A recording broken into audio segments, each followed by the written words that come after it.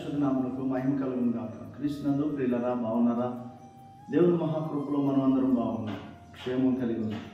ఈ దినం కూడా దేవుని యొక్క మాటను మీతో పంచుకోవాలని ఆశపడతా ఉన్నాను. కీర్తనల గ్రంథం 89వ అధ్యాయంలో 21వ వచనాన్ని మీకు జ్ఞాపకం చేయాలని ఆశపడతా ఉన్నాను. చూడండి, నా చెయ్యి ఎడతెగక అతనికి తోడై ఉండును, నా బాహుబలము అతన్ని బలపరుచును. దేవునికి మహిమ. ఏమండి, ఈ యొక్క 89వ కీర్తనలో మరి దావీదు గారి గురించి అనేక వాగ్దానాలు రాశారు. నా సేవకుడైన దావీదును నేను కనుగొని ఉన్నాను, నా పరిశుద్ధ తైలంతో అతన్ని అభిషేకించున్నాను, నా చెయ్యి ఎడతెగక అతనికి తోడై ఉండును, నా బాహుబలం అతన్ని బలపరచును. దావీదుకు మాత్రమే దేవుడు కాడండి, దావీదుకు మాత్రమే దేవుడు కాడు, దేవుడు మనందరికీ దేవుడై ఉన్నారు. అయితే మరి దావీదు గారు అనే ఆయన అయితే దేవుని మీద ఆధారపడ్డారు, దేవుడిని ఆశ్రయించారు. దేవుడే నా బలం, దేవుడే నా కోట, దేవుడే నా కొండ అని దేవుని హత్తుకొని జీవించారు. దేవుడు ఉన్నతమైన కృపలో అతను నిలబెట్టారు. ప్రభువు అంటారు, దావీదుకు చూపిన శాశ్వత కృప మీకును చూపుతున్నాను.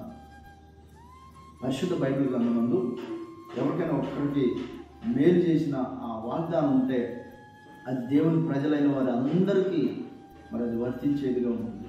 కృంగి ఉన్నావా, భయపడుచున్నావా, వేదన చెందుతున్నావా, దేవుని యొక్క మరి హస్తము, దేవుని యొక్క హస్తము ఎడతెగక తోడుగా ఉంటుందని ఈ వాగ్దానాన్ని జ్ఞాపకం చేసుకో. నీవు దేవుని మీద ఆధారపడు, దావీదు గారిలాగా, దేవుడిని ఆశ్రయించు దావీదు గారిలాగా. తప్పకుండా దేవుడు విజయాన్ని ఇస్తాడు, తప్పకుండా మేలు చేస్తాడు. దేవుని ఇక్కడ పురాణం కాదు, బైబిల్ గ్రంథం చరిత్రలో మరి రుజువులతో కూడిన గ్రంథమై ఉంది. ప్రియమైన దేవుని వారా, దేవుడు తప్పకుండా చేస్తారు సహాయం, నీకు తప్పకుండా నీకు మేలు చేస్తారు. భయపడకు, దేవుని మీద ఆధారపడు, దేవుని వైపు చూడు.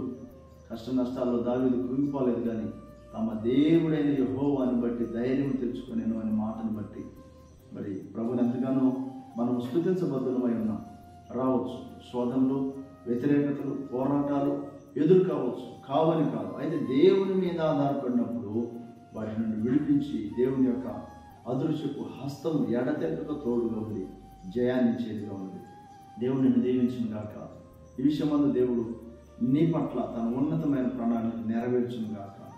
ఆమేన్. మన తండ్రి అయిన దేవుని ప్రేమ, మన రక్షకుడైన యేసుక్రీస్తు ప్రభువు కృప, పరిశుద్ధాత్మ సన్నిధి సహవాసం చేరువని మనకు అందరికీ, దేశమందు సకల పరిశుద్ధులందరికీ సదాకాలం తోడై నడిపించును గాక. ఆమేన్. God bless you.